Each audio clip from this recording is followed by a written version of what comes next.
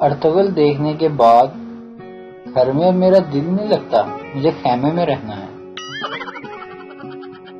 Ertugrul drama دیکھنے کے بعد وہ لڑکے بھی گلی محلوں میں اکڑ کر چل رہے ہیں جن کے سامنے جوس کا ڈبہ پھاڑ دو تو اس کے ٹھا کی آواز سے ان کا ترا نکل جاتا ہے۔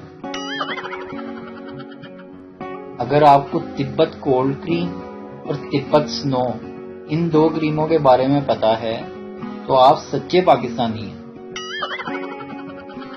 زندگی بھی ایک کھیل ہی ہے، بچپن میں چڑی اڑی کوا اڑا، جوانی میں نیند اڑی چین اڑا، بڑھاپے میں بال اڑے دانت اڑے۔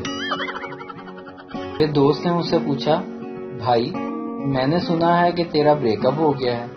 میں نے افسوس سے کہا، ہاں یار۔ لکا پٹھا کہنے لگا، تو اس کا نمبر مجھے دے دے پھر۔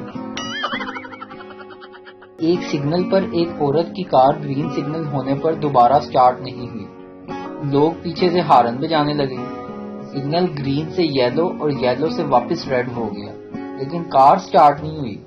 لوگ ہارن بجانے لگے۔ تھوڑی دیر بعد ایک ٹریفک سارجنٹ خاتون کی گاڑی کے پاس آیا اور خاتون ڈرائیور سے بڑی عاجزی سے بولا، محترمہ کیا ہوا؟ کوئی بھی کلر پسند نہیں آ رہا؟ کچھ لوگ بیگم کے ساتھ ہوں پھر بھی لڑکیاں تاڑنے سے باز نہیں آتے، بلکہ یہ کہہ کر بیگم کو بھی اعتماد میں لے لیتے ہیں، بیگم ذرا دیکھو تو اس لڑکی نے کتنی عجیب ڈریسنگ کی ہوئی ہے۔